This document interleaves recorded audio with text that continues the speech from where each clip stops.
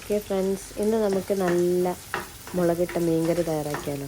Okay, അതിനുവേണ്ടി ഞാൻ ഒരു ചട്ടി അടുപ്പത്ത് വെച്ചിട്ടുണ്ട്. ചൂടാക്കിയതിന് ശേഷം അതിനകത്തേക്ക് വെളിച്ചെണ്ണ ഒഴിച്ചിട്ട് ചതച്ച കുഞ്ഞുള്ളി, അതുപോലെ ഇഞ്ചി, വെളുത്തുള്ളിയൊക്കെ ചതച്ച് ചേർത്തിട്ടുണ്ട്. പിന്നെ കുറച്ച് കറിവേപ്പിലയും ചേർത്ത് കൊടുത്തിട്ടുണ്ട്.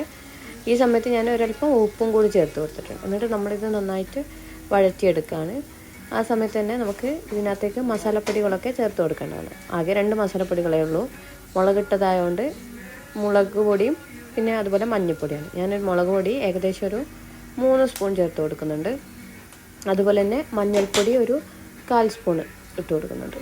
ഓക്കെ, ഇത് ഇനി നമുക്ക് ഇതിൻ്റെ ഒരു പച്ചമണം മാറുന്ന വരെ ജസ്റ്റ് ഒന്ന് നമ്മൾ ഇളക്കി കൊടുക്കണം. അതിന് ശേഷം നമുക്ക് ഇതിനകത്തേക്ക് പുളിവെള്ളം ആഡ് ചെയ്ത് കൊടുക്കാവുന്നതാണ്.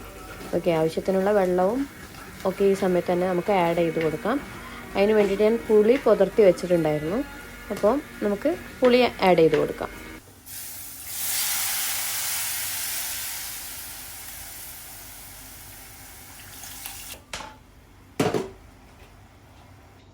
ഈ സമയത്ത് ഞാൻ പാകത്തിന് വെള്ളം ഒഴിച്ച് കറക്റ്റ് ഗ്രേവി ആക്കി എടുത്തിട്ടുണ്ട്. ഇത് നമുക്കിനി വേവിക്കണം. ഈ കുറച്ച് നേരം അടച്ചു വെച്ച് നമുക്ക് വേവിക്കാം. അതിനുശേഷം നമുക്ക് മീൻ ചേർത്ത് കൊടുക്കാം. ഏകദേശം ഗ്രേവിയൊക്കെ നന്നായിട്ട് വെന്ത് വന്നിട്ടുണ്ട്. അപ്പോൾ നമുക്ക് ഈ സമയത്ത് ഫിഷ് ആഡ് ചെയ്ത് കൊടുക്കാം. ചുവന്ന കുട്ടൻ എന്ന പേരുള്ള ഒരു ഫിഷാണ് ആഡ് ചെയ്ത് കൊടുത്തത്. ഓരോ നാട്ടിലും ഓരോ പേരാണ്. ചുവന്ന കോര, അങ്ങനെ പലതുമായിട്ട് അറിയപ്പെടുന്ന കേൾക്കാം. നിങ്ങളുടെ നാട്ടിൽ എന്താണ് ഇതിൻ്റെ പേരെന്ന് ജസ്റ്റ് കമൻറ്റ് ചെയ്യാം. ഓക്കെ, അപ്പം ഇത് നമുക്കിനി നന്നായിട്ട് വെന്ത് വരണം. നമ്മൾ അധികം വേവിക്കുന്നില്ല, ഉടഞ്ഞു പോവും. ഏകദേശം ഒരു 5 മിനിറ്റോളം വേവിച്ചാൽ മതി. അടച്ചു വെച്ച് നന്നായിട്ട് വേവിക്കാം.